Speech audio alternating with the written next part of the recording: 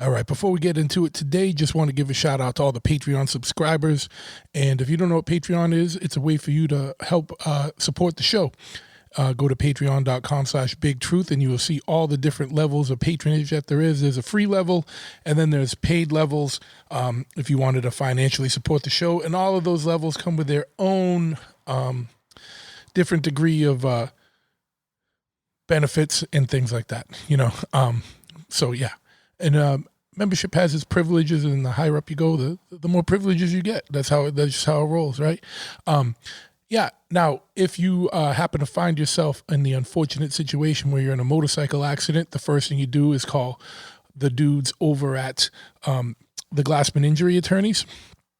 They are the specialists in this, and they have bulldogs. Call anywhere in the country, 617-777-7777, on Instagram at Gotta Get Glassman. But yeah, don't get a slouch. Get someone that's going to rep for you like a rabid hyena, right? Gnashing through shit. But yeah, give them a call. Gotta Get Glassman. Tell them True sent you. Actually, I'm wearing the shirt today, but you're not going to see this part on video. If you have a need for some artwork, the first place you need to go is Tattoo Flash Collective over at tattooflashcollective.com. They obviously sell Tattoo Flash for tattoo shops, but they have art in all different sizes, prints, whether you need something like the size of a postcard or like a huge poster, they got you covered. So something for your house, your office, your garage, your shop, your cubicle, your workspace, whatever. Get some stuff from Tattoo Flash Collective and enhance your life, right? Use the promo code BigTruth at checkout. You get 10% off your order. If you are a Patreon subscriber, you get even more off your order. But you got to be a Patreon subscriber to find out what that code is and get the extra percentage off. If you want to support my motorcycle shop, it's Chop Ahead Custom Cycles. Over 20 years in the game, we're full service brick and mortar motorcycle shop. What does that mean? There's a lot of lifestyle companies out there, right, that are selling like t-shirts and whatever. We are the lifestyle. This is what we do every day. So we build custom bikes, we service bikes, we do motor work, speed work, whatever you need, performance stuff. Whatever it is, or you just have, an old bike that's got some issues, mechanical issues, we got you. So whether you need an oil change or a full custom bike built, hit us up. Now, and if you're in the Northeast, we're a shop, so you can come in, right? It's not like some online only bullshit. You can come in. We got a parts counter. We have a showroom. We got an area with all like riding gear and helmets and apparel. So, and we're a chopper shop, right? There's like not a lot of us left. So come on in. 13 County Road, East Freetown, Massachusetts, 508-995-6764. So yeah, obviously if you're local, we welcome you on in. If you are too far, then you can always go to chopahead.com, and that's spelled CHOPPAHEAD, and support us by grabbing some swag. We got t-shirts and hoodies and hats and whatnot. And we always have, whatever you need for your motorcycle. And a lot of stuff I can get you almost next day if I drop ship it from a warehouse that's closer to you, if you need an exhaust or something like that. So hit us up. If there's something you don't see on the site that you need for your bike, just shoot us an email, truth@chopahead.com, or give us a call, 508-995-6764. Go to the podcast website, bigtruthpodcast.com, for more information on the show. And I also encourage you to hit the shop tab on top there so you can get some swag and rep the show from wherever you're at. Got some new designs coming soon, too, and we'll do some more limited stuff here and there. But without further ado, we're going to get into it today. It's my man Frank. He's a tattoo artist, but also someone's going to tell you, he's an author. He just wrote a book called Freedom Rekindled, and is going to tell you a little bit if you want to disassociate from the corporation. He's going to get into that, and it's much like many episodes ago I had Brandon Joe Williams on. It's kind of in that vein, so there's going to be a lot of information here that you'd be interested in. So check it out.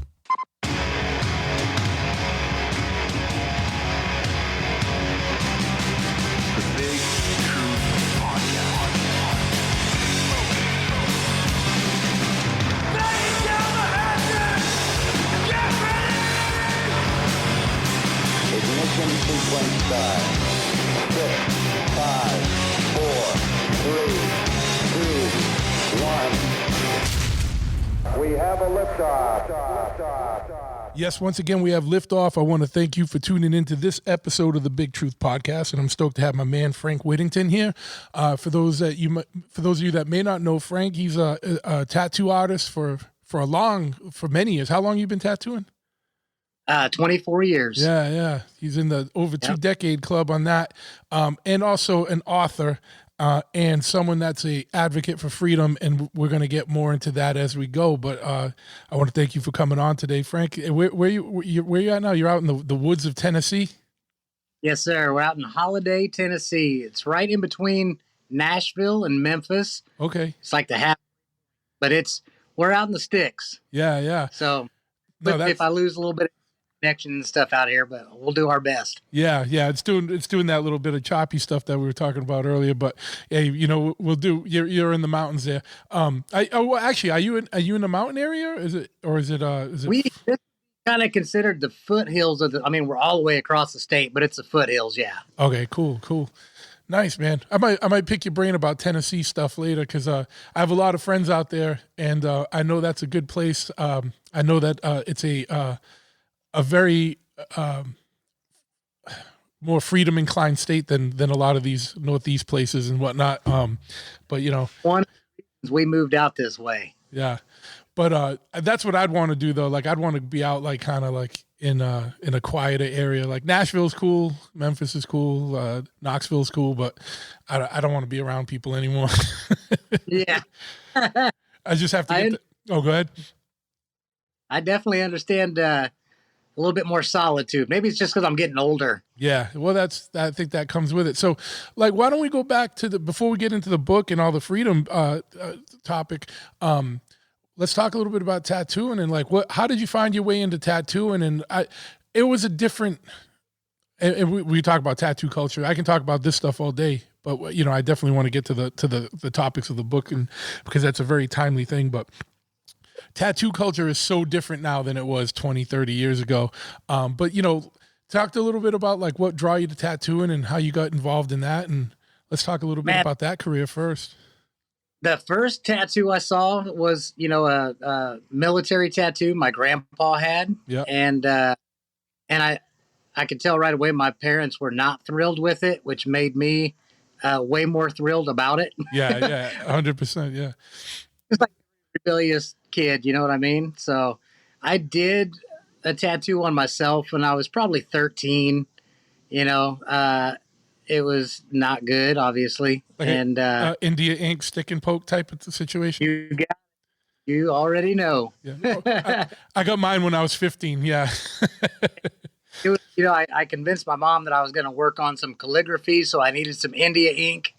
And back then was a art store called Ben Franklin.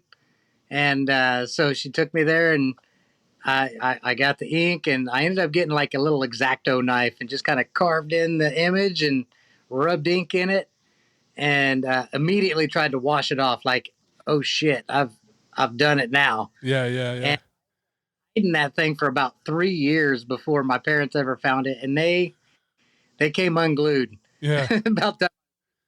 Where was it? Where did you put it? It was on my chest. Okay. And some Japanese kanji. I was taking martial arts at the time, and it was just the kanji of that style of martial arts. Okay. And from there, I got my first tattoo when I was 18, and I was working for this guy. I was doing home health care, working for a guy who was a quadriplegic, and he made friends with a tattoo artist. He was getting tattooed. So being through that introduction, I started getting tattooed professionally at 18. And I was maybe 22 back in like 99. I opened up a shop just doing body piercing. Okay. After a couple tattooers, and just kind of asserted myself into helping them out. Any chance I could break down, clean up, set up. And then I got to where I was getting familiar with the machines. So I was, in the back cutting springs and trying to figure out the tuning. Yeah. And then before I had people that I pierced, and they were like, well, if you ever start tattooing, you can practice on me. And I just kind of took him up on it. So I'm essentially self-taught, but had a lot of coaching along the way. Just a whole lot of, man, that's messed up. Don't do it like that. Did you do like an official apprenticeship, or did you just kind of like, since you own the shop and you were doing you were doing piercing, you just kind of picked the brains of the guys you had working with you? Yeah, no official apprenticeship at all. Yeah. Just Not that even really matters, but that was just more of the way back then, you know? and it's honestly, looking back in hindsight, surprising that I was able to get the traction that I got, to be able to work in some of the shops across the country that I've worked in over the years, without having that lineage behind me. But I've always said that I think personality can take you a long way if you can stay relatively humble and stay in that mindset of learning and letting people know, look, I'm here to learn. People kind of respect that, and it definitely helped out as I was coming up in tattooing. That's like anything, man. Attitude is absolutely like one of the major components of things. If you're a dickhead, no one's going to want to teach you anything, you know what I mean? But like, if you're humble and you like show a genuine interest and you're like really into it and you do whatever it takes to learn, people see that and appreciate it, you know? Right. Where did you start tattooing? I don't tattoo. I do laser removal. And I own a shop because it was me and my best friend Ryan used to own the shop together. He passed away unfortunately a couple years ago, and so it's just me. But I got two veteran tattoo artists working with me over there, both over 20-year tattooing, Wayne Liberty and Dan Tantillo. But yeah, no. So, like I've been around tattooing my whole life and I love the creativity of it. I think I could do the mechanics of tattooing. I just can't draw. And I never had the mental faculty or acuity to sit down and learn to draw. I'm too like all over the place for that. You know what I mean? So drawing isn't my standpoint. Like I have artistic visions for things and can be creative. It can tell someone what I want or like how to do rudimentary graphic design, but like the hand-eye coordination for drawing, nah. Well, in all honesty, I didn't know how to draw until probably 2 or 3 years after I started tattooing. Yeah. Classes. But at that time, and you know as well as I do, a lot of it was just flash. So if you had the flash on the wall and you could trace and mimic what you're looking at, that was kind of how I did the tattoo. But that was before every tattoo had to have a deep-rooted meaning, and you had to come up with a story as to why you're getting the tattoo. Yeah. Tattoo still had outlines. Really, really big outlines. Yeah, thick, nice thick ones to hold it in. You just felt like finished with just the outline. Yeah. The audio is clipping out a lot. I'm just trying to think of what might be going on. It was good for a minute, and then now the last thing you were talking to was clipping out a lot. We'll monitor it. This is gonna be on YouTube too, so watch the video and you'll be able to pick. If you're listening to it, go watch it on YouTube later. And you can see. But yeah, man, I grew up in like in punk rock and hardcore, and tattooing was a big part of that world, especially 30 years ago. And I remember the days when tattooing was still like tattoo shops were still pirates' dens, like, you know what I mean? They were, it was like you got kind of nervous going in there if you didn't know anybody, and you had to you paid your dues by just sticking around because the doorman was always an asshole, and you know what I mean, and everything, and it was just like a more rough and tumble, and I love that, you know what I mean? And I know tattoo's way more service oriented, and a lot of these places look like little spas now and whatnot, and it's like everyone's welcome stuff, like, you know what I mean?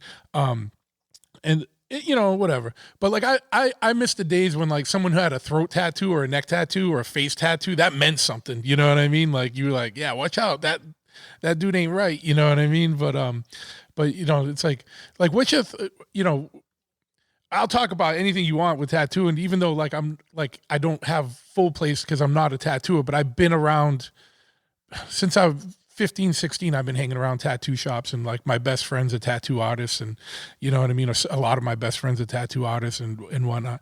So I love that, the culture of tattooing, because it was another thing where it was like underground, and, you know, it was just kind of like you had to seek it out. And if you wanted to learn it, what I really loved was that, you know, there was like a process to it, and it was like, before the internet, it was like arcane knowledge. Like you had to like get in with somebody and like really, you know, like someone taught you it as a trade, and, you know, and whether it was like you had friends that would do that for you, or like you apprenticed and you paid your dues and you were still making needles. Like right now, if every needle supplier stopped, you could probably still keep tattooing, because you would know how to make your own machine. Absolutely. You'd know how to make needles. You know, you could, you know, autoclave things, like, and reuse things. It wouldn't be all throwaway cartridges and whatnot. But I feel like a lot of that part of the culture is lost now, you know? You know, most people don't even know what a solder iron is, and that was like a staple of the tattoo shop. Yeah. You know, if you had to fix, if you had to make needles, if you had to, you know, repair a clip cord or a foot switch, you had to have a solder iron. Yeah. You know, and soldering iron in a monocle for the needles. You're done. Yeah. But things that are kind of in the past, and in a roundabout way, the way that I live life now, I'm trying to bring that back in a sense. You know what I mean? Like Yeah. the tattoo. If you want to have a drink while I'm tattooing, if you want to smoke a cigarette, if you want to fire up a bowl, I don't care. This, you know, they're paying for the tattoo. Everything else that happens, that's their experience while getting the tattoo. Yeah. They get to create. That's part of the nostalgia that we are lacking right now in the industry. There's a time and a place for everything. Everything that's happening in the industry and tattooing in general, I'm fine with it. I don't grudge anybody for the way things are done. People were really mad at me for the way that I came up without an apprenticeship and got notoriety in small community. But that's okay. It worked for me. And then whenever I was done with that, I moved on to something else. But the goal for me is to show people there's another way you can do this. You know, you don't have to be out on Front Street. You can take it back. And what I mean is you can take it back underground. Maybe you need a following, you need a clientele, or you need to be in some type of, you know, back then it was the punk rock scene. It was the biker culture. Yeah. You know, subcultures of the standard. And if you could get in with those guys, that's where you got your foot in the door. And I think we can do that again.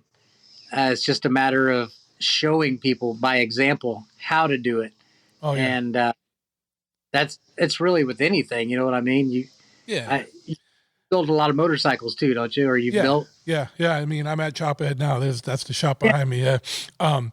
Yeah, you know, it's like everything got watered down because TV shows co-opted the culture and then got people involved in it that would have never been involved in it. And it's cool because I'm sure some great people have come into motorcycling or choppers or, you know, tattooing because they saw it on TV, you know what I mean? Like any one of the plethora of shows but, you know, it just brought everything more into the mainstream. The thing I always will rebel against is when all these like big companies try and, you know, get involved and co-opt it. And, you know, I'll always be resistant to that because, you know, I'm going to be punk rock till I die. You know what I mean? And I will always resist that. You know, and we'll always be more on the fringe end of things. And I mean, what's cool about tattooing is, like you said, that there's still a lot of people that follow, like, there's still a lot of old timers around, you know what I mean, that still do things the traditional way and can do things the traditional way. I just feel like, I think what it comes down to is, I feel like people have more respect for something they earned, and, you know, however they earned it, like, you know, like spending a couple years with, you know, either doing an apprenticeship or like, you know, just grinding. And it's like, nowadays people see tattooing as like, you almost see like, the part that I don't like is that it's like, it almost is like people look at it as an easy way to make money or something. You know what I mean? Like so people get involved in it that normally wouldn't, like, oh, I can draw. Like, I'm just going to tattoo because, you know, I'll make money at that. And then, you know, guys that have been tattooing for 3 months are owning shops now. You know what I mean? I mean, and sometimes they're very horrible, and they don't care, and so they'll just do $40 tattoos all day, because they're doing quantity, not quality, and Sure. and and they just, that to me, that's the things that I just don't like, because I feel like you're ruining it, because someone's going to go in there and have a really horrible experience, and then it's just like, and then or the worst thing is like I bought my laser, my last laser I bought off of Carl at Jinx Proof, because someone was doing laser tattoo removal that shouldn't have been, and they bought like a $3,000 Amazon laser or eBay laser, and they were fucking people up, and then that ruined it, because someone went to the health board and they just shut down laser removal in DC for anybody unless you were a licensed physician. So at any point, I feel like people like that could potentially like ruin things for everybody. But people that came in the old way, I feel like have a little bit more love and respect for things than someone that's just like, oh, I've been tattooing 3 months, I'm going to go open a shop down the street from the guy that taught me. You know what I mean? Like, I think the comfort I find in just allowing that to happen is the universe has a way of keeping balance. yeah, Like yeah, the meant to be in tattooing, the people who really assert their soul into the craft, they're gonna survive, no yeah, matter how slow or busy it is. The people who are just trying to get in to either look cool, to be cool, to just make quick money, they're going to weed themselves out. And next thing you know, they're going to be back to, whatever it was they did prior to. And I've watched enough people come and go, and everything is always in balance. You know what I yeah, mean? It may shaky, it may seem rocky at times, but balance is always kept. yeah, yeah, And a lot of joy. And just knowing that, like, I work with a lot of people, and they'll see another shop open up. I'm like, well, are they good? Well, no, they suck. I'm like, well, why are you worried? yeah, What's your concern if you know that they're not doing as good of a job as you? Are they taking anything from you, or are they marketing to people who can't afford you? Because that's fine. yeah, yeah, There's for every seat, and you know this is a very obvious craft. If it's good, it's really good. If it's bad, it's really bad. yeah, yeah. And that's what There's a balance. yeah. And then there's things that are so bad that it's like hysterically bad, hysterically funny bad, and that's what, there's a lot of horrible tattoo, and I love that, because that's job security for me as someone doing laser removal. Exactly. I mean, there would be no need for laser removal if it wasn't for bad tattooers. Yeah, or just people getting, or people who made poor life decisions and got tattooed on their face or hands or something, and then can't get a job, and aren't really Sure. about the life, and like are trying to live a regular life. I just noticed that you had a hero tattoo shirt on.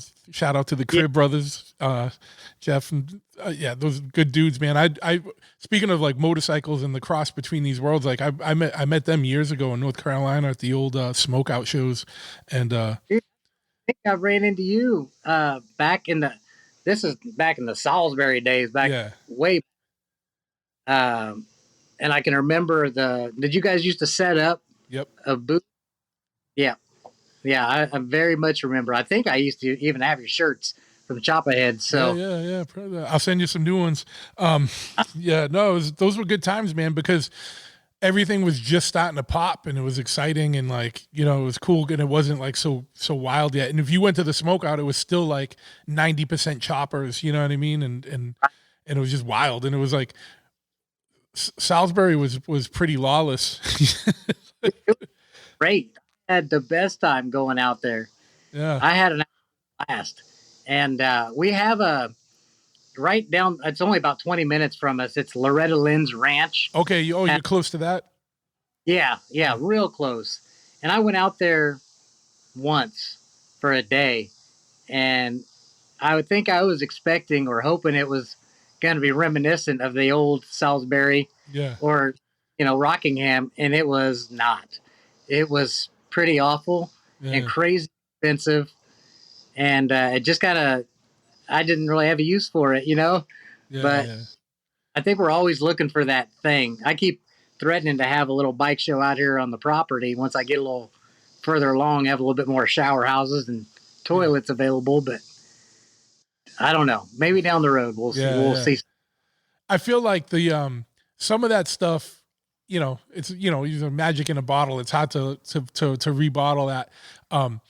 Something like on your property would probably work out awesome. But like a lot of the shows now, it's different times, and everyone's got cell phones and cameras on them, and people just aren't as present, or they're more worried about filming something than actually just living it. And Just yeah, exactly. Just enjoying it. Yeah. And it's like, I'm like, do you really go back and look at all this shit? You know what I mean? Like that's what I hate. I hate when I go to a concert and someone's filming the whole concert. I'm like, are you really going to watch this again? Why don't you just watch it right now in real life and absorb it and enjoy it in full life than watching it on a small screen later? You know what I mean? Like, I understand. Take a couple pictures, take a video of a song, but like the whole time, relax, dude, Yeah.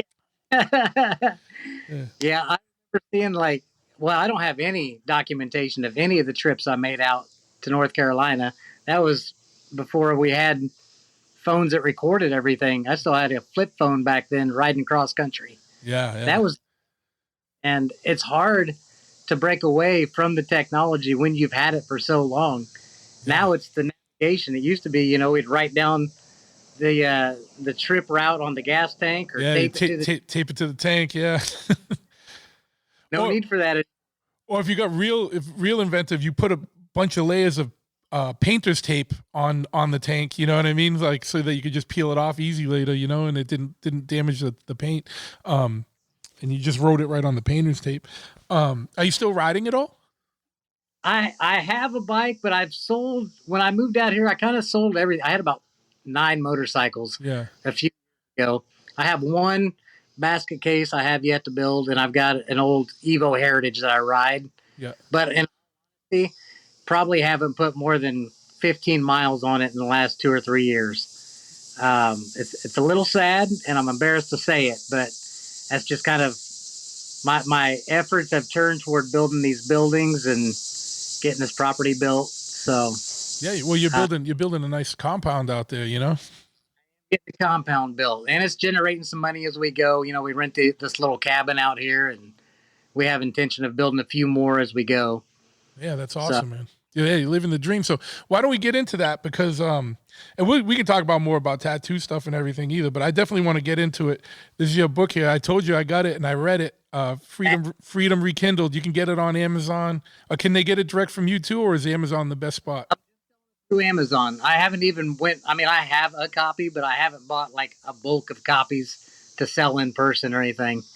I've been sitting on the information for a while, and I thought it was time to just like put it out. Show people this picture. That's a Tennessee ass picture right there. Look at that. The back cover, yeah. But yeah, so I just wanted to kind of give people a little easier understanding of why I made the decisions, because people raise an eyebrow. It's kind of controversial. Yeah.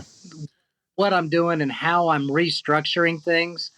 But why don't we get into a little bit about that before you get too deep into it? Just like for anyone that listened to the Brandon Joe Williams episode a while back, if not, go back and listen to it. He's talking about becoming like a state national, or some people go the sovereign citizen route. State national is a little bit different. And what I really like about your book is that it's step by step and it's easy to read. I read this whole thing in on a Sunday, you know what I mean, in the morning when I got up, and I've never read a book cover to cover, but yours I could. And it's all just, easy to understand basic steps. Like, this is what you do. But why don't you talk a little bit, what's the end game for somebody, you know what I mean? Because, not everyone might be familiar with the whole United States corporation and separating from that part of it.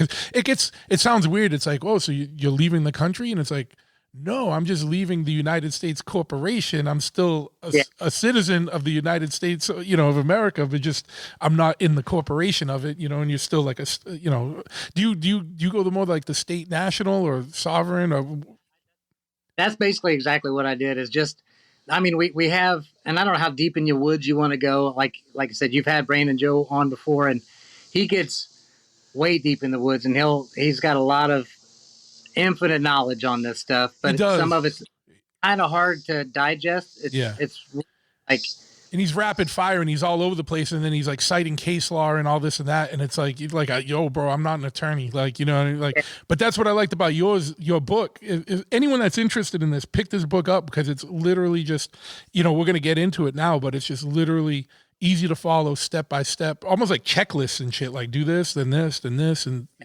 that's what I did have as I was trying to figure it out. So that was my end goal, is to get it condensed down to a tangible way of seeing what's happening and how you can exit that system. Everybody wants to gripe about my guy lost the election, or, you know, my whatever. There's teams, you know, yeah, oh, yeah, this team where you don't even have to participate in that system at all. That's one set of framework, but over here is a very similar but different set of framework, the original framework. And it's, you know, we have two totally different systems operating simultaneously. yeah, So we have a corporate system and we have our common system. So the corporate system, you might hear words like maritime law, statutory law, your big government systems. But on the other side, the flip side of that coin is that you have all the original stuff. You have the United States Republic versus the United States of America Corporation. yes, When you're born into a hospital, you're given a birth certificate. That's your title of life that states that you're there. But on the other side, you were born and you have blood flowing through your veins. So you are the living, breathing person. In the corporation, it's a corpse. It's a dead entity. Not that you're dead, but the way that you're viewed in law is as a stack of paperwork. So by so let me even rewind it, just so people have a understand that when you're born, you know, you are, you know, like you said, you have a live certificate of birth to show that the individual was born, like that you are a living, breathing person. yeah, You also become a corporate entity, like where, and that's when your name is in all capitals. Like, so yes, if you see that on any paperwork, if your name is in all capitals, and this is like when you get Social Security and all that stuff, that is like you as your corporate entity as part of the United States of America Corporation. Because basically how the economy goes is, you know, you're a corporate entity because they assume you're going to have so much value in the work that you generate in your lifetime, that, you know, so they're able to have, you know, money, like you factor into the economy in that way. The United States of America, the corporation, is based in DC, you know what I mean, versus like yeah. being, you know, a citizen of the United States country, like as a someone born into whatever state you're born in, things like that. I'm just trying to give a little bit more background, because some people might be, what the fuck are these dudes even talking about? You know what I mean? But the part of you that has, put it this way, the part of you that has to pay taxes is your corporate account. You know what I mean? Not your you know, being a sovereign or a state national citizen. You know? Well, even, you know, when you're born in the hospital, you get two different birth certificates. You have Yes. a certified birth certificate. That's the one that they want you to present, like when you enroll in grade school, junior high, high school, your first job, military, anything inside of that framework of the public system.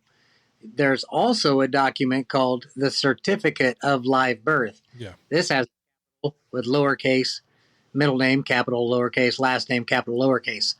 That's the certificate that you start with.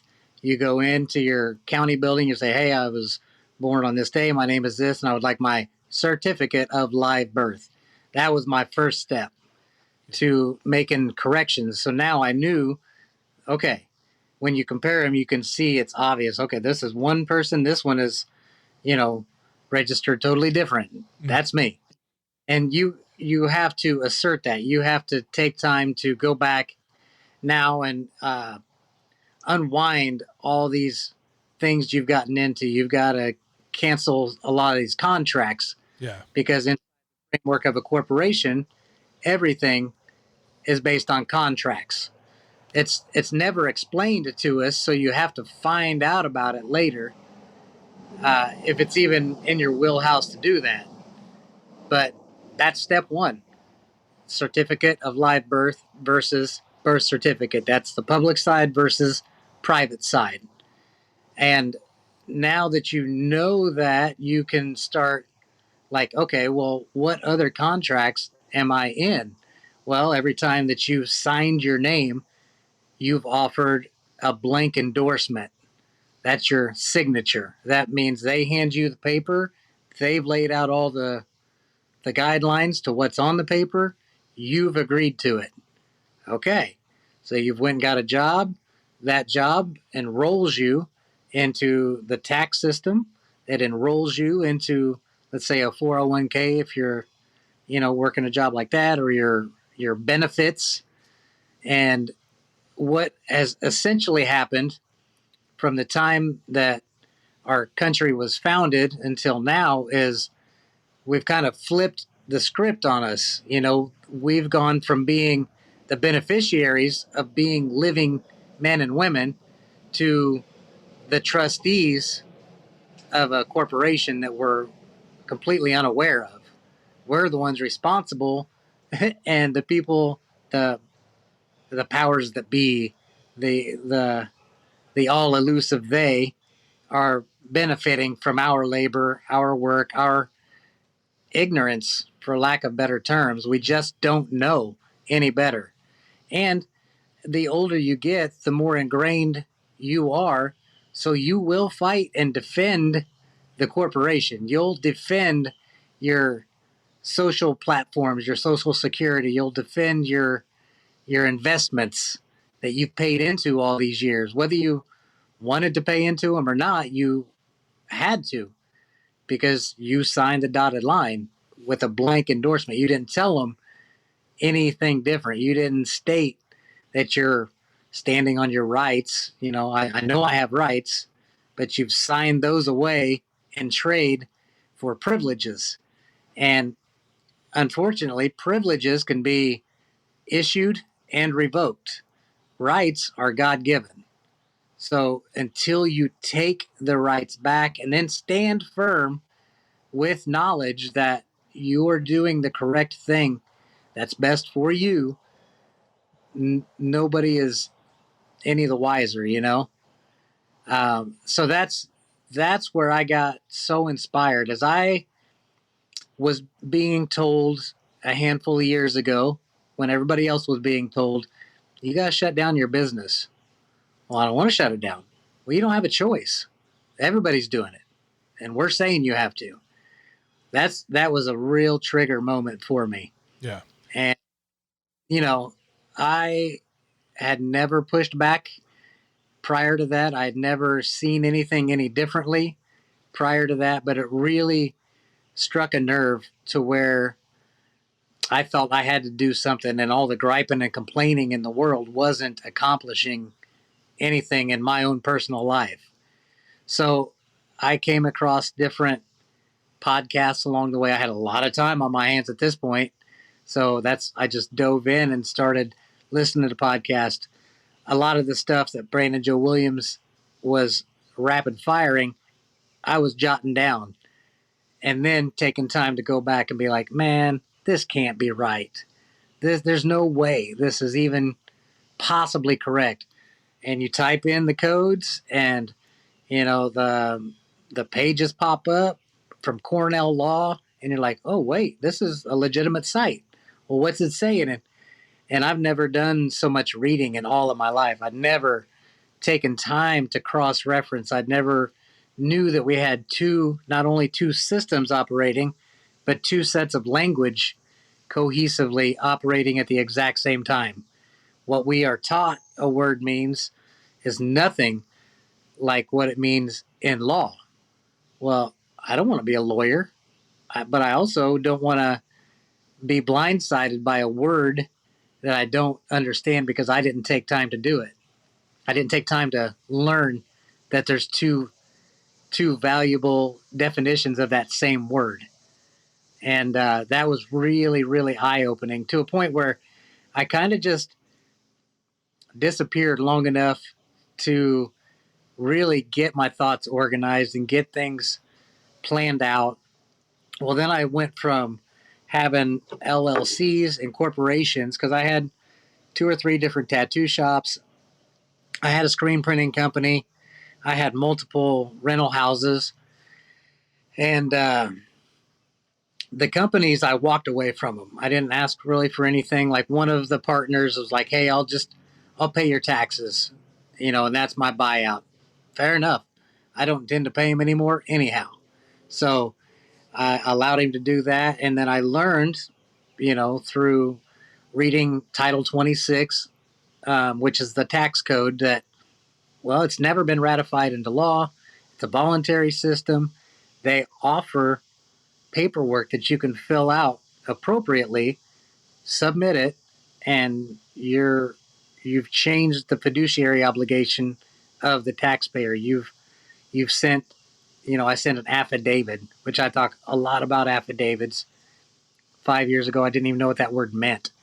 But, when you accompany certain documents with affidavits, it offers notice. You are asserting your right. You're not asking permission anymore. You're just like, well, I'm on the same playing field as the government.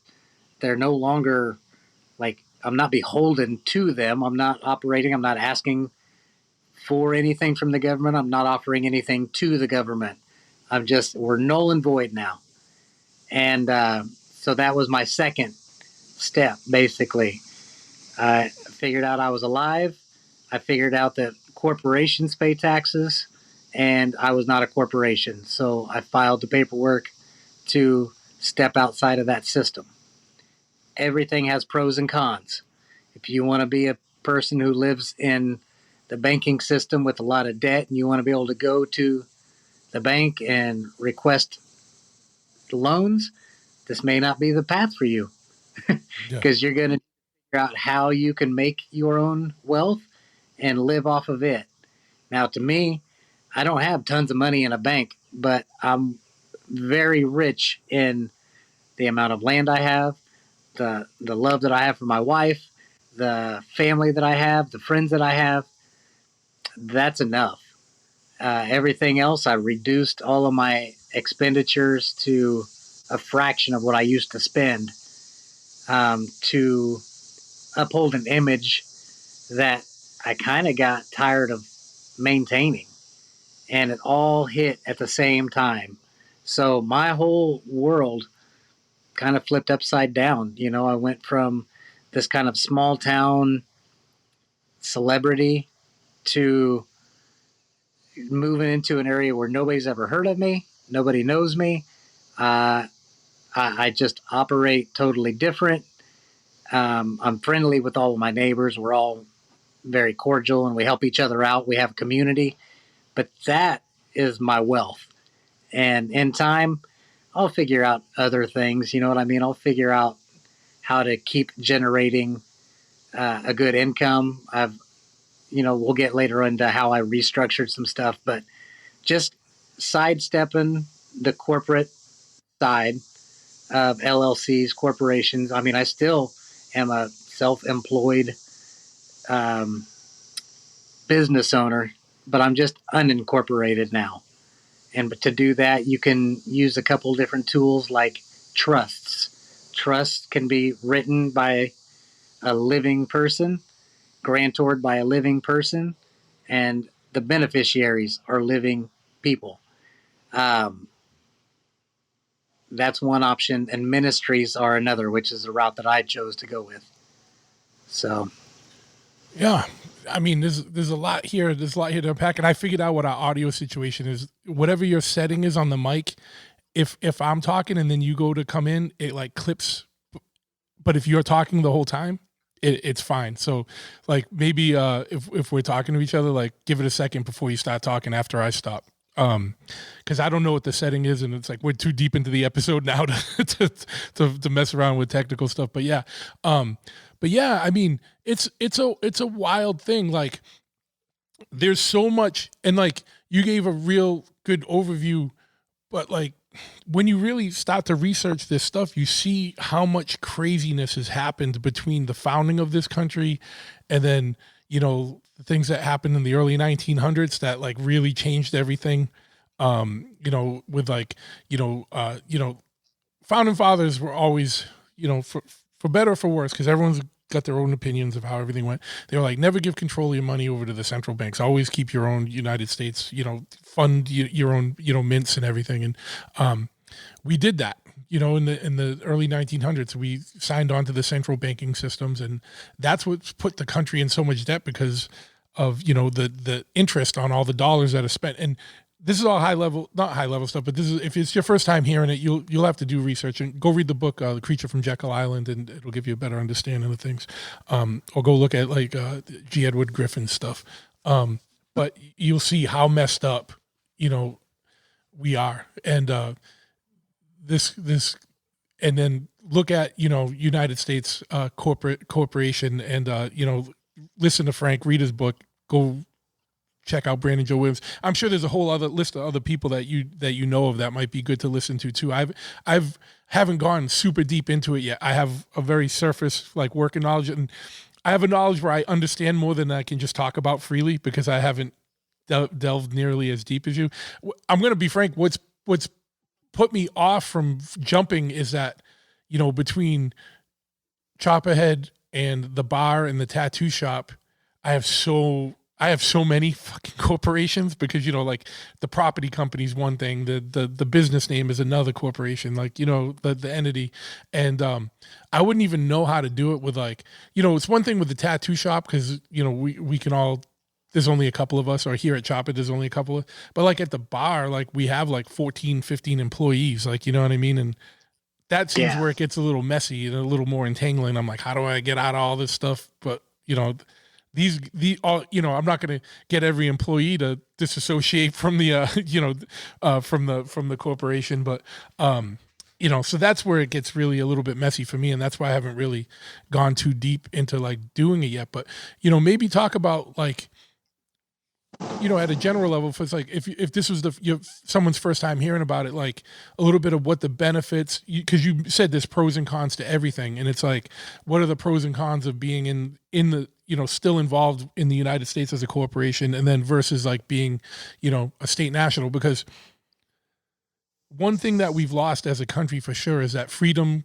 comes with a high amount of of personal accountability and personal responsibility. And I think that's kind of what you were getting at when you said that. Like, you can't just go to every bank and get a loan anymore. Like, you got to figure out a way to make things happen because you're not part of the general system anymore and things like that. So maybe before we even get into more of the next steps and everything, from your research, what are some of the benefits and drawbacks of like disconnecting? Well, just like you were saying, when you get so invested and you have multiple companies and you've signed on to kind of live that American dream, make your own way, build your own business, it's hard to untangle that. That's why I walked away from the tattoo shops that I had. That's why I walked away from the screen printing company. I couldn't ask all of these people like, hey, let's just set this completely up different now, 20 years in, and we're going to restructure all of your lives to suit me. It's not going to work. Yeah. This is a personal thing. Even my wife still operates the same way she always did. It's not her thing. This is my personal life experience. This is something that really drives me personally. My first name literally translates to free. Let's be frank. That's what it means. And I think that somewhere in the cosmos, that's why I decided to enter into this particular time space, into this avatar, and figure this out. Like, I've got perspective on both sides of the fence. I've had opportunity to live on both sides of that fence, and for me personally, there's nothing about the way that I used to live that I miss. But it came with a lot of, you go through all these phases of grief when you quit something. When I quit being a drinker, I went through the phases of grief of giving up all those friends and giving up the party life and giving up all the girls, and like that's not who I am anymore. I'm a different person, and when I overcame all that, life just got better. So I was scared to give up drinking because I didn't know if people were still going to like me. I didn't know if I was still going to be fun. But it's always that thing that we're most afraid of that we find our greatest joy on the other side of that thing. And for me, I've really started enjoying learning more in depth law. And I never thought that that would even be in my wheelhouse. I just wanted to be free. But to be somebody who asserts their freedom, you have to stand firm in law, regardless. It doesn't matter. So And you that's you kind of you have to know handcuff. you have to know your shit too, because if you're operating a motor vehicle and you get pulled over and you're out of the system and you don't have a license anymore, or a vehicle registration, or the license plate, you got to be able to explain and be able And to that's back up what you're doing. You're exactly right. And I have had to go into court, and you have to learn the verbiage. You got to learn the vocabulary so that you don't get tripped up, because a lot of the questions that they ask are loaded questions. They already know the outcome if you answer the way that you're intended to answer. But when you answer what I consider appropriately, and you stay grounded and in your common law, then you walk away unscathed. You know what I mean? You may get some bumps and bruises as you learn to get through it, but I had to go in March for driving without a driver's license and driving an unregistered vehicle. And I explained, because I know that they carry the cams and all that, like, this is a process I'm going through. Please just go ahead and do what you've got to do on your end. I'll take care of it later on in the court. And I was able to do that. I was able to draw up the paperwork I needed. See, the thing is, when you operate in common law, you can't contract a bar card holding attorney to stand on your behalf. They can only stand on the behalf of a corporation. Dead entities can only contract with dead entities. Living can only contract with living. So when you show up on behalf of your straw man or ens legis or whatever term you want to use, it all comes down to you're standing on behalf of your corporation, and you are standing as the beneficiary, and you have to put the court as the trustee. You have to say on the record, for the record, I'm here on special appearance on behalf of, and then you proceed with the officer so and so tried to you know, put me under their jurisdiction. I don't live under their jurisdiction. This is a separate, it's just a whole basically script you go through and you speak it into existence. But you've got to be firm on it. You've got to know it inside and out before you ever get to that point. So I don't recommend people immediately throw their license out the window and they just let their vehicle lapse. And like eventually, if you get comfortable enough with language, sure. If you know the law well enough, theirs and common law, by all means, go for it. If you know how to restructure or write up and draw up trusts and you want to start a business, do that. If you know how to create a ministry, do that. Like I had to have help with some of those things, and it's expensive to get the help. But, I went 4 years, 5 years without utilizing a bank account. It's awful difficult to find tattoo supplies without a bank account that you can just order things online. You know, it's it's difficult to navigate life without having it. But now, under the ministry, which I'm a trustee of Homestead Ministry, I created it. You go online to the IRS and request your EIN number. So now you have a number to use. Well, with this type of ministry, there is no filing at the end of the year. There's no taxes to withhold. There's no taxes offered. It is, it's ecclesiastic law. So that's where all the money that I make goes into that account, free and clear. So I'm able to benefit from that bank account where I can purchase things that I need for the homestead. And the ministry owns my vehicle. It owns the motorcycle. It owns each building. It owns the house. It owns the property, the land. I titled over the deed to the ministry. So I have nothing that can be taken from me. That's a benefit. But it takes a lot of work. It's a lot of extra filing. It's a lot of extra things to do to maintain that sense of freedom that I have. And it's not easy. It's sometimes your butthole puckers every time you see a state trooper. Like, it's the day I got to talk to him. The idea that you take your affidavits, it's called an affidavit of truth. I so and so recognize that I am not this entity with all caps, but rather this entity, and you have a little dash and a comma and a colon in between, and all of that matters when you sign paperwork. I don't just scribble my name. I hand print, and it's a long name, Franklin Eugene Whittington, but it's signed 1-308, which is the UCC code for withholding your rights. I withhold my rights without prejudice, without recourse. Franklin dash Eugene colon Whittington, comma, and then I might even give a notice as to who that is, administrator of ens legis. So it's a paragraph to write out. Nobody wants to do it.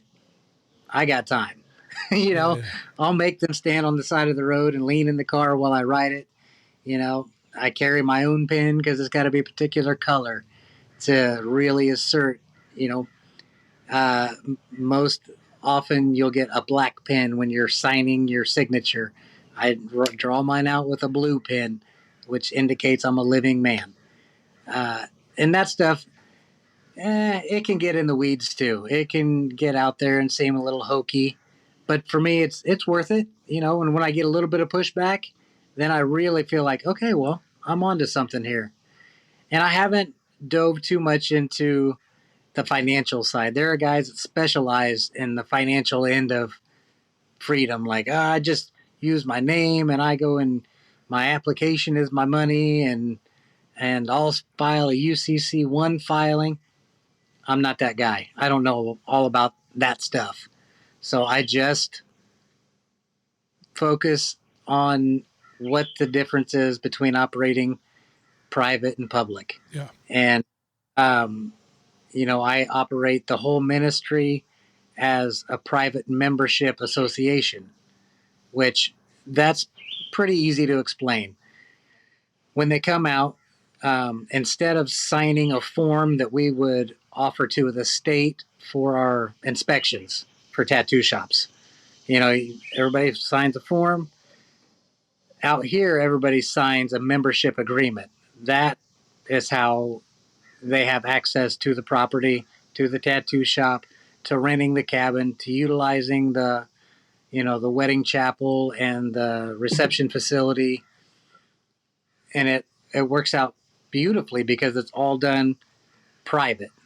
I don't ask for a license. I don't ask for any kind of inspection. I don't ask for them to come in and contract with me, them being the state, the county, any municipalities. We manage all of it ourselves. We're adults, so we know how to draw the paperwork up. They know how to sign it. That's it. So I only do business with friends, family, and members. That's the only people that I interact with. And that simplifies things way down. So you could essentially open up and just pretty much any business. If you're a handyman, you can just service people who agree to sign your membership agreement. If you have a homeschool or a daycare and you're only, working with people who are members of your organization. Back in the day, I used to go into a lot of strip clubs and they would always make me sign a paper and get a membership. It didn't make sense then, but now it makes perfect sense. Like, okay, well, this is why everybody was sitting around the tables doing cocaine and police weren't busting in the door. They had no jurisdiction to bust in a door. You know, they weren't contracted with them to serve and protect over that facility. And it's the same out here on the property. Everything managed in house. Do you find that it's easier to do that in a place like Tennessee versus like other places you've lived? Like, is that why you chose to go out there? When I was in Illinois, that would have probably been one of the more difficult places to make that happen. And I had two houses side by side. One house, when it was before I owned it, it was a barber shop on the lower level and a rental space above that, just a residential rental. So when I bought it and I was leaving the public tattoo shop I just opened up there, and that was kind of my practice ground. Like I had seen so many people over the years, and you've seen them, and they would start tattooing without a license, and that used to really get my goat. Like, how in the world are they not getting in trouble? What's going on? Why aren't they getting shut down? They should be kicking their door in. The reality is, there's nobody to kick their door in because they're not contracted into the corporation. They're not beholden to anybody because they've never asked for permission to do the tattooing. So they can never be denied permission to do the tattooing. And that when I came to that realization, when it became that crystal clear, like, oh, this is all about jurisdiction and whose jurisdiction you choose to be under. Like, that's why they never get in trouble. Like, unless somebody would say, I got infected and I went to the emergency room. Well, now they're into the corporate side. The emergency room had to contact the health department. Well, now they're double in the public side. Then the health department can contract the police, triple. You know what I mean? So now they have reason to open investigation. But if none of those things occur and there's no record of them doing anything, they don't have any paperwork to show, they don't have any proof of agency, there's nothing to shut down. There's no door to kick in. It's all hearsay.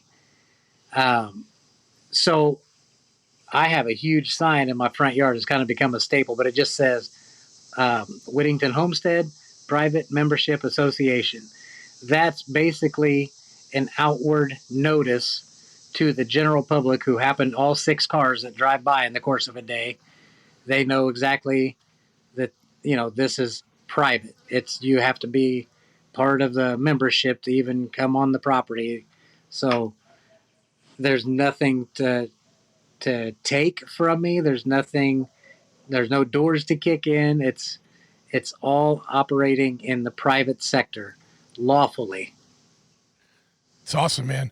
The one thing I like about your approach was exactly what you just laid out. Like, it's like, you're like, how can I do this and operate outside of the contracts of, the corporate entity? When I see a lot of stuff on like Brandon Joe's thing, there's a lot of people that are like trying to get out of contracts, like that they signed up for, like, oh, how can I get my truck for free, or how can I get my mortgage? Like, that's what is off-putting to me, because I ain't trying to get over on anyone. I'm just trying to get out of things. You know what I mean? And that's why your approach resonated more. But one thing I was wondering, do you do like, have you gotten like, do you just drive around with no plate, or do you have one? Do you ever think about getting that? Like, he talks about those like diplomatic plates and stuff, because you can get that diplomatic passport. Have you gone down some of that route? I have a plate that I created, and it just says ecclesiastic property, and then it's just got 1-308. I don't really have a plate I have a Tennessee plate that's out of date currently, and it's funny that we brought this up because tomorrow I plan, and this is, again, I'm going to preface the statement.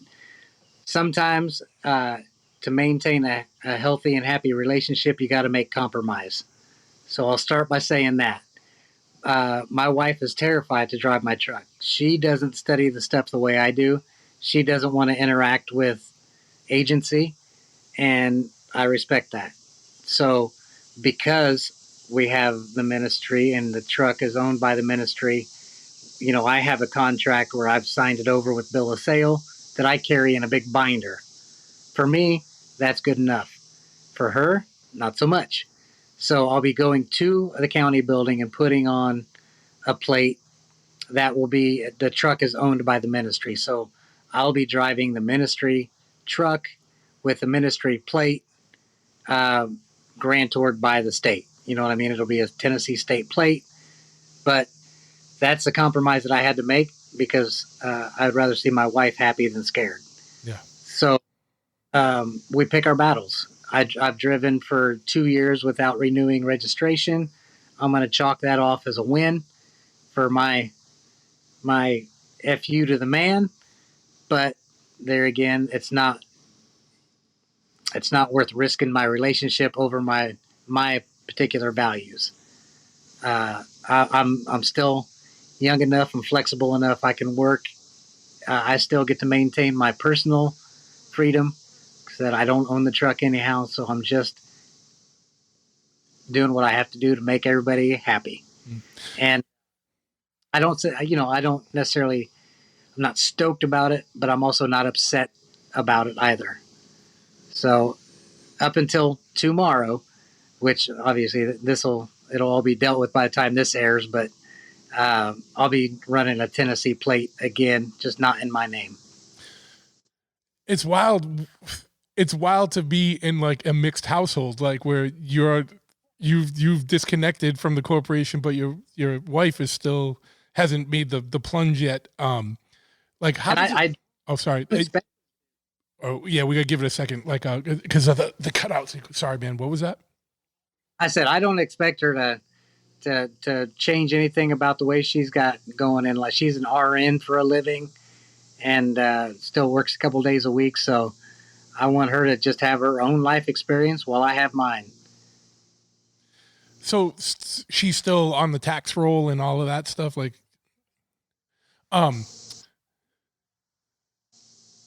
that's wild. So it worked, but it still works out. Like, so it's. Oh yeah. You just don't. You just don't. You can't put file jointly because you don't even exist in the corporate in the corporation anymore. She's not married to another corporate entity. That's right. Wild stuff. What's for people that might just be started down this journey, what's like, I know you've already kind of you've hit on a lot of this, but like what would, obviously get your live, your certificate of live birth and, read your book and stuff, but like what have been some of the major pitfalls that you've experienced or like, that you would warn people about? Like, here's some of the things that you're going to encounter that are going to be the toughest things or something like that. I think some of the tougher things are like traffic stops, learning to stand your ground without sounding kooky. Know when to speak and know when to try to educate and know when to just shut up and remain silent because it is one of your rights to just keep your mouth shut. And it's hard when you start learning it because you want to tell everybody, but you can just see the lights turn off on some people, and it's okay just to like, all right, this is definitely not the conversation to have with these folks. It's going to be just fine. Keep the information to yourself if you need to. Jot it down on paper if you really got to get it out. Write a book and send it out in the ether. And that way it'll land in the hands of the people that maybe want to know more about it. But I spend a lot of time just barraging clients as I'm tattooing. I'm going to do this and I'm going to do that and this is going to happen and I'm going to. Granted, I stand firm on everything I said, but not everybody wanted to hear it. And you will, in fact, come off sounding crazy to the ears that have no interest in it. This is something that to people who have never heard any of these terms, to people who have never heard a whisper about this movement, this is where loony bins came into play back in the early 1900s, 1930s, when people were making this big shift in life and like, no, but Grandpa used to live in common law. That doesn't exist. It's a myth. It's not, but you're gonna sound crazy to probably 80% of listeners that are gonna be checking this out. But I do encourage people not the clientele of this podcast. People, when I had Brandon Joe on, that was one of my biggest episodes. It was wild. It like spread like wildfire, and people like, "What? Are you serious? This is real?" And I knew like friends of mine that started going down the rabbit hole and taking his signing up for his course, his video course, like that his YouTube course and everything. And I know he's still been doing a lot of stuff. He's got a lot going on. I probably should have him on again just to kind of get an update. But oh, sorry, man. It sounded like you were going to go somewhere. I didn't mean to cut you off. Oh, no. I'm just riffing. Yeah. By the way, just, you have the most peaceful, like all your background audio, I can hear like birds and like crickets and like all kinds of just like wildlife. It sounds like you're on this like nature preserve, like, like it's great. Front porch. What's that? This is just the front porch. Yeah. Yeah. It's wild. Yeah. I encourage people to take time, and in the book, I tried to put in some of the more valuable and primary UCC codes. It's a uniform commercial code. And what that means is all of statutory law is based on statutes and codes. So when you break that down versus just like common law being do no harm to others and, you know what I mean, help your neighbor and follow the 10 commandments or whatever, like, it helps you understand why you have rights, where they've went.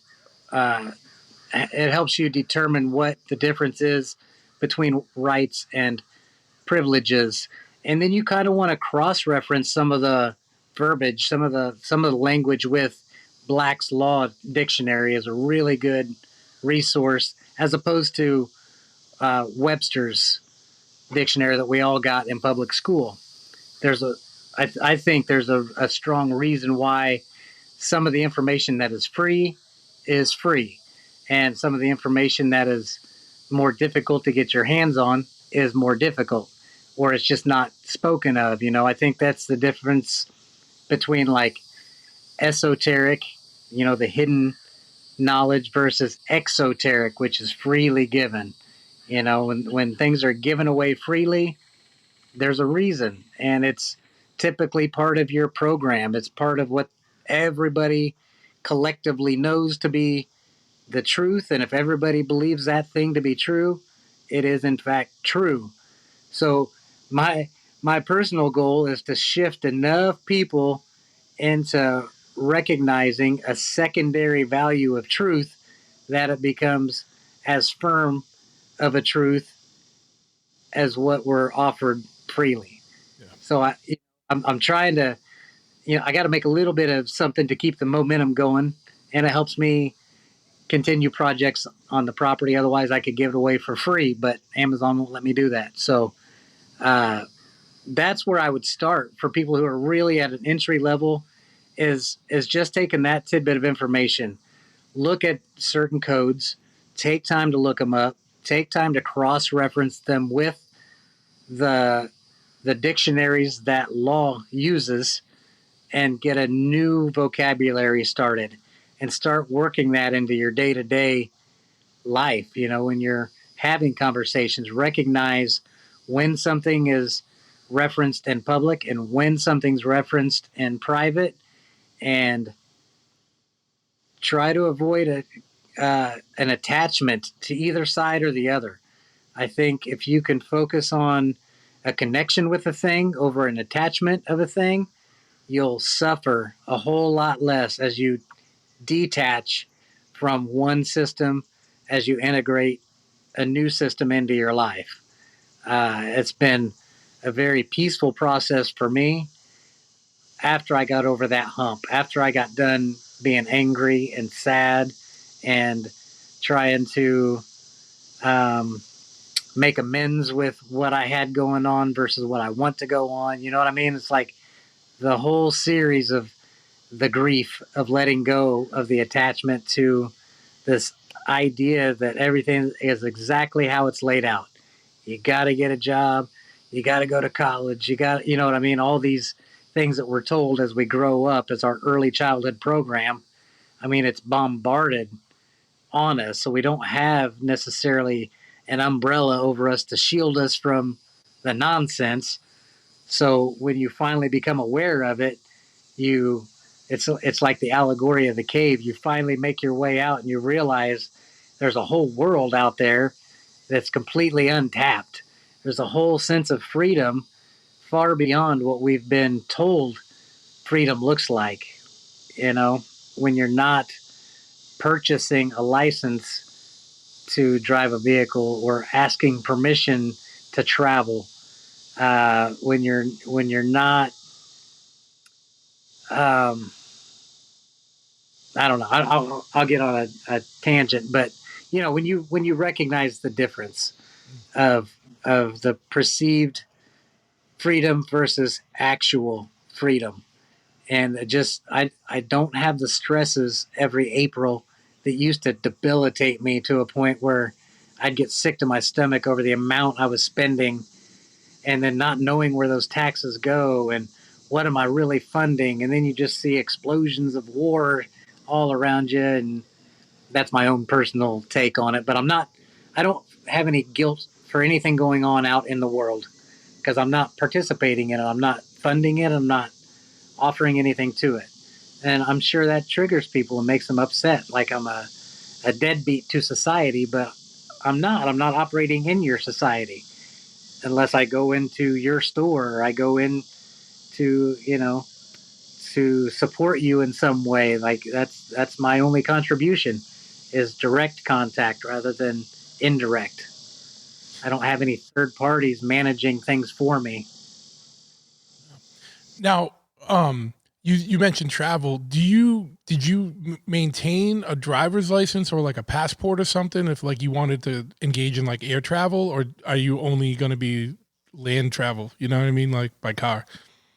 Well, what I did is, as part of my status correction, which is long form is political status correction, because when you're born, you're issued citizenship, and that citizenship is, I mean, the definition is as a employee of the corporate state. So when I filed for my passport, everywhere that it requested whether you're a citizen, no. Where's your parents citizens? No. Nobody that I engage with are knowingly and willfully citizens. If they were, you know, they would be mad at themselves. So I believe that very strongly, that you tell them what you are. So when I got my passport card, I have what's considered a state national passport, and that's what I travel with. That's what I drive on the roadways with. Um, so if I do get pulled over, I present that, and you can tell on the card because it has little asterisks up in the upper right hand corner, and different asterisks mean different levels of basically how far you've taken your state nationalism. Mm. And as I'm relatively new in this whole movement, you know, with 5 years under my belt, I haven't untied every contract that I've opened up and engaged in. I still have a mortgage that I'm paying for, so I can't necessarily just write that off. And I don't know the ins and outs of it. And there again, that's not my forte. Uh, I'm gonna. I got a couple of years left to pay on it, and then I'll resubmit my passport. You know, it's a DS11 is the form you file. So that's what I can travel with, and it's issued through the State Department, so they have been notified that I've corrected my status. My local agencies, by way of receiving a ticket, offering an affidavit of truth, they've been notified, which I think is probably why I don't get pulled over. When they've ran my expired plate, my name comes back as a do not detain. So it's not beneficial for them to pull me over. Uh, Even though I'm not unpleasant if I get pulled over, I'm not trying to educate anybody on the side of the road like I talked about earlier. I just keep my mouth shut, offer my passport, explain why I'm offering it instead of their driver's license, accept their ticket, sign it appropriately with the endorsement. Um, it's considered a special endorsement because I'm telling them I stand on my rights, no recourse, without prejudice, and then, working in administrative capacity. So it's a lot to put on there, Mm. but it's worthwhile when you understand what you're actually doing. The last couple of houses I sold, that took forever because you got to sign, you know, 30 pieces of paper, and every one of them, my wife was just like, "Can you just get a rubber stamp made?" I probably should, Yeah. but I haven't. Yeah. Yeah. Cause that's the thing, right? Is like the transition where you still have obligations in that other world that you got to work out of. That would be a freaking night. That's what I mean. For me, it would be a nightmare, and it's very daunting and overwhelming, and I'm already working 7 days a week. That's what's been kind of holding me back. But when you've had interactions with whether police or state officials or like court or just dealing with like the town or the city or the state, are they, is it something they know about, or is it something that like, like me? And I'm sure not every officer knows about this stuff. I'm sure some do because they've run into a state national somewhere along the way. But is it something that you find a lot of resistance to and you just have to hold your ground? Or is it something like they like, all right, well, we know, you know what I mean? And it's like, and so, all right, you know what I mean? Like the jig's up, we know, cool, whatever. I would say on the ground floor, like out here in population, it is not common knowledge. Mm. It's not trained in the police academy because all information is pretty compartmentalized. If you work in a factory and you're on the line, you just do that job, that one thing. You can't tell somebody how the entire vehicle is made if you're just doing, if you're just the spark plug guy. But I kind of view it that way. The police are just doing the job they know how to do, the job they were taught to do. They know the codes and the statutes, but not necessarily the deeper lying laws. So, again, if you try to educate somebody on their own job, number one, you're going to create a hostile environment for them. You're going to irritate them. You're going to push their buttons. That's not something that interests me. I'd rather cut a few jokes, try to keep it light, everybody go home safe and sound. Deal with it later. Deal with it with the knowledge of how to fill out your paperwork, how to submit your affidavit, how to work with the court, not against the court. The original systems were set up to where we are the beneficiaries, and that's all we're doing is stating I'm the beneficiary of these actions. I'm not the trustee. I'm not the one responsible. I'm not the responsible party. So once you've signed it appropriately, they submit that to the court. They've already done half the job for you by citing you the ticket, giving you the opportunity to state your case, to state that you know your rights. That's already done. So now you follow that up and send in your affidavit of truth or your motion to dismiss, however you want to approach it, whatever level you're at. But I think, again, maintaining a calm and peaceful nature, no matter what, should just be, it's just integrity. Nobody wants to be the 6 o'clock news guy who was the crazy sovereign citizen on the side of the road, who wouldn't comply and wouldn't, all the wouldn'ts. Like, just just do what has to be done to get through the stop as quickly and peacefully as possible. When you go into court, there's already rules established. There's rules to the court system. There's a flow to it. Go in and speak your piece. Make sure it gets on the record for the record, and then it has to be submitted. You know what I mean? Now you put everybody in that particular system on notice. Like, oh, he's not even under our jurisdiction. Is not part of this system. So not much we can do here. When I went in, I ended up with a $10 fine that I had to pay for no license. No, everything was just dismissed.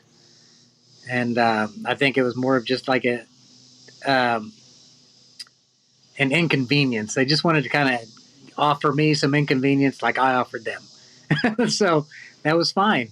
And I was still learning. And I still have a lot more to learn. I'm by no means the authority on the matter.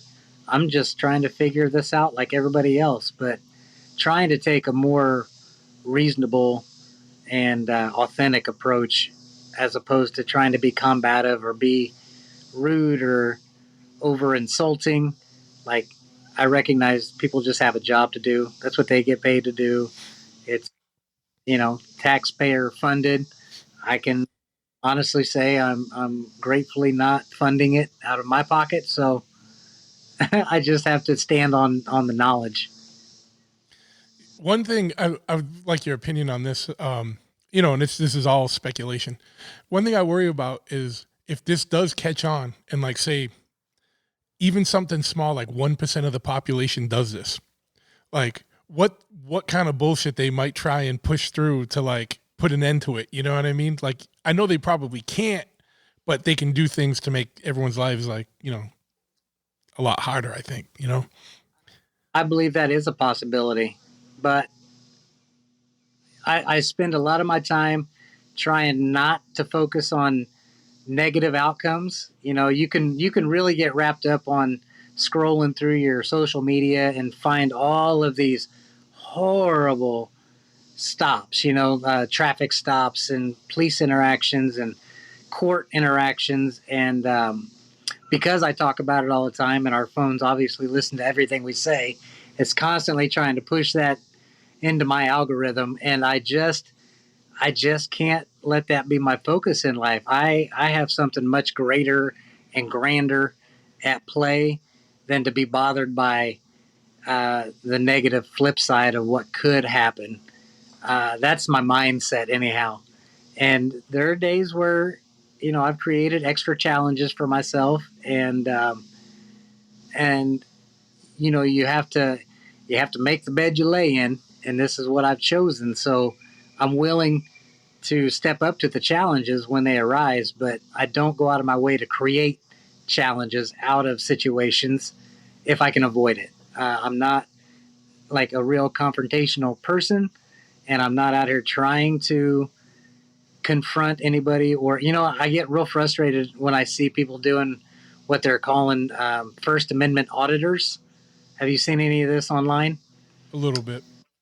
So it's basically like guys who purposely start filming on public ground just so they can educate people or trip people up who are doing their job, trying to make them step outside of their rights, their constitutional oath, and then, you're not living up to your oath, I'm suing you.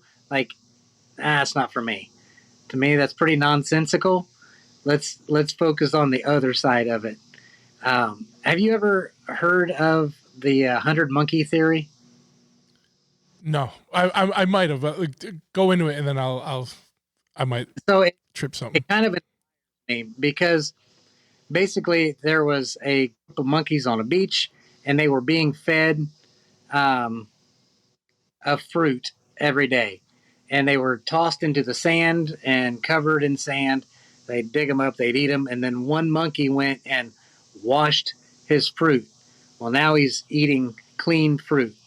And by the time two or three others saw it, well, now this whole island is picking up their fruit, take it over, wash it. And by the time it got to 100, monkeys.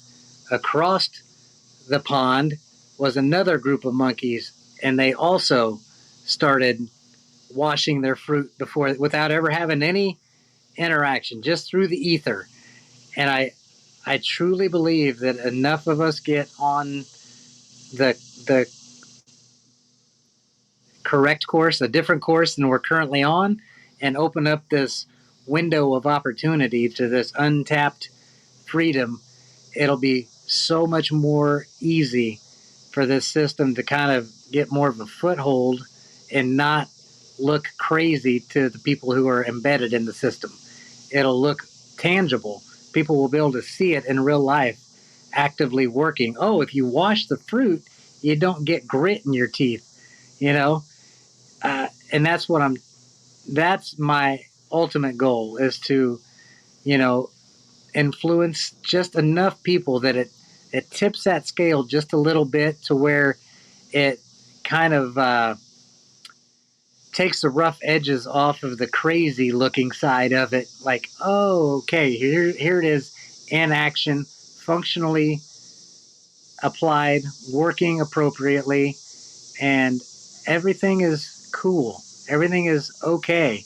People are just peacefully living out their own personal American dream, living in the republic rather than in the United Corporation. States of, you know.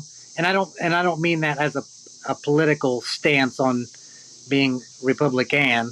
I just mean, it was our country was designed as a republic, common law, easygoing, peaceful country, and it's morphed into something crazy that everybody has agreed is standard. Um, and the people who have decided to be peaceful look crazy.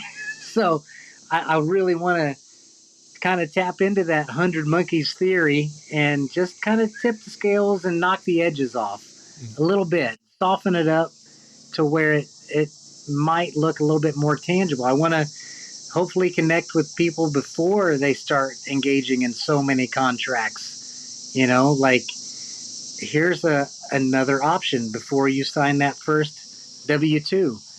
Here's a Form 56. This is a W-8BEN that your company can file for you, so you're not doing a withholding tax on me, the individual. Like, I'll come to work, you're saving money, I'm saving money, everybody's happy.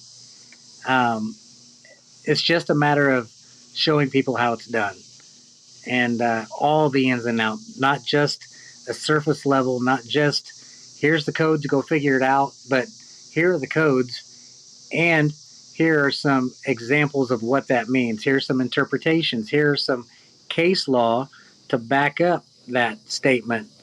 And you don't even have to understand case law at that point. You just know that the Supreme Court um, abides by the Constitution, which is the supreme law of the land. Boom, we're there.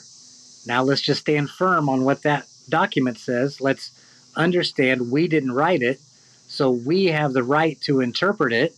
We are the beneficiaries, and now we're actively abiding by the supreme law of the land above codes and statutes, which is a secondary set of rules that everyone is taught to abide by.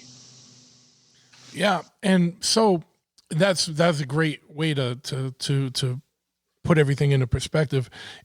Outside of your book, obviously, and I'll show it again, Freedom Rekindled. It's on Amazon. Is a good first step. Like, what are some resources that you recommend, or like where should people go to find out more information about this? That, obviously you've sifted through a lot of it and have weeded through the stuff that could be a little,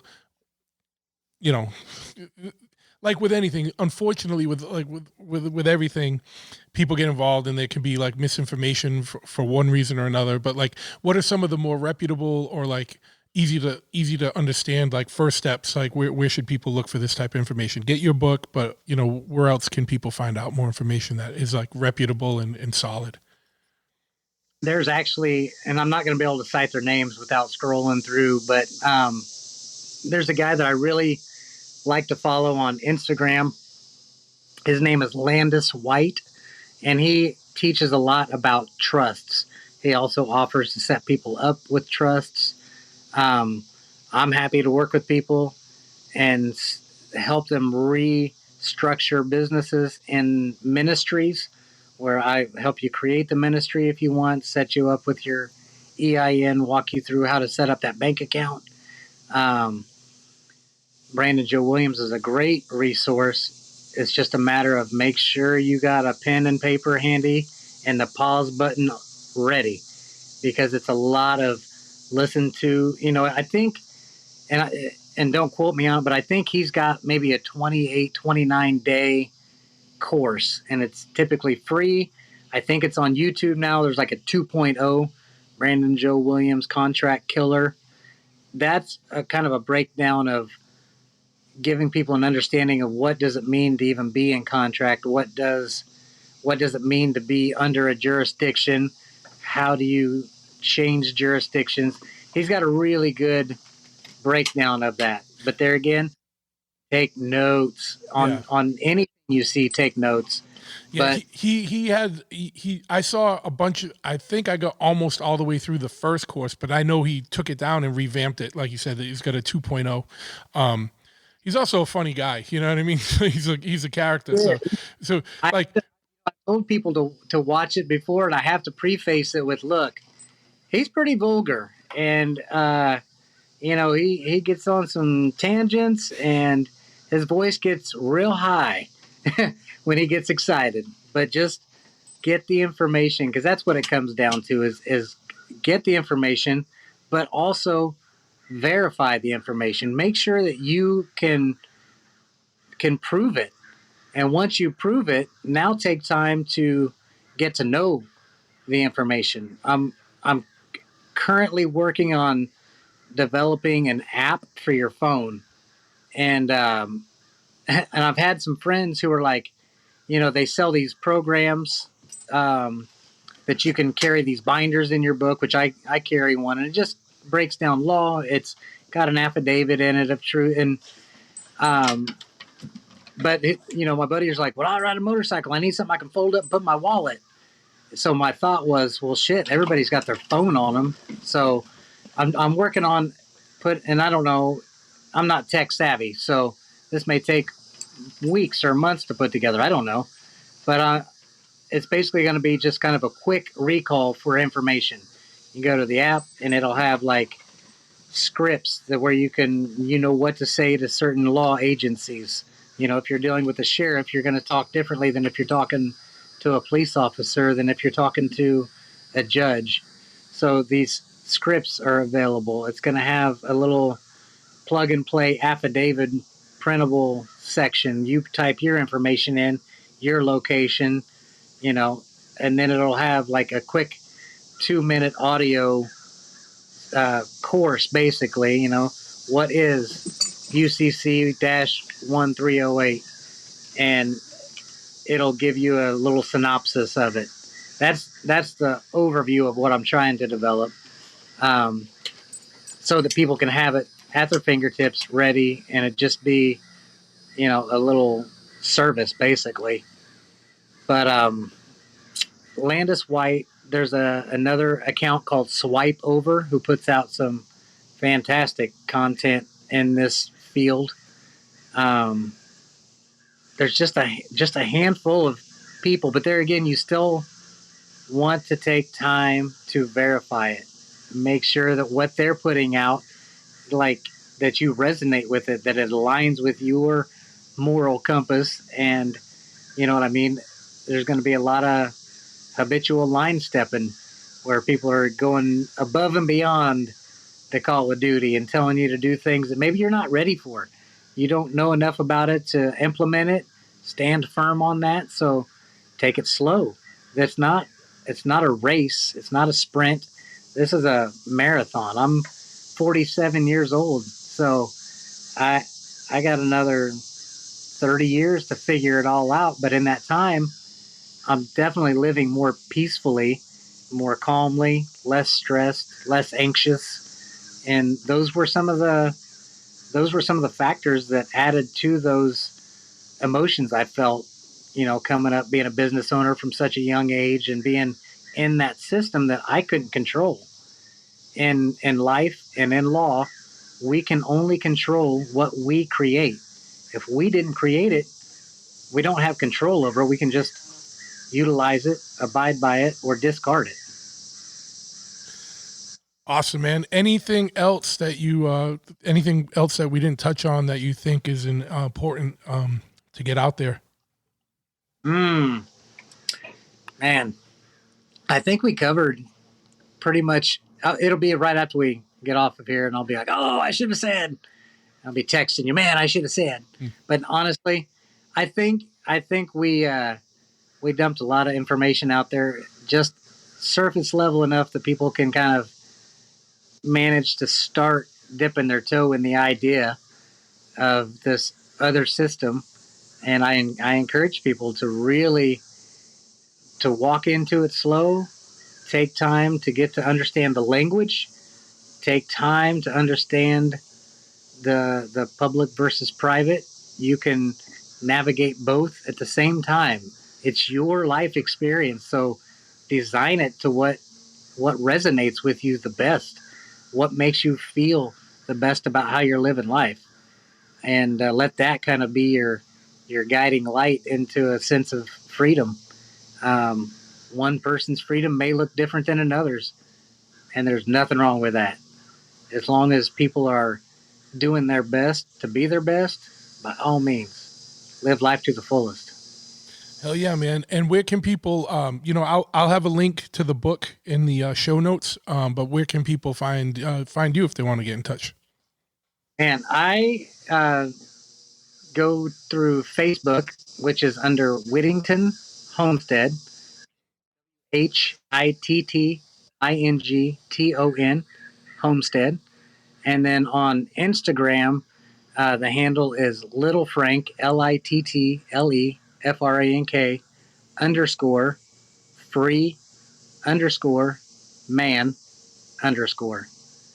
And man, I'm happy to answer any questions that people have. If you want to reach out to me directly, you can also reach us at by email if that's more suitable to people.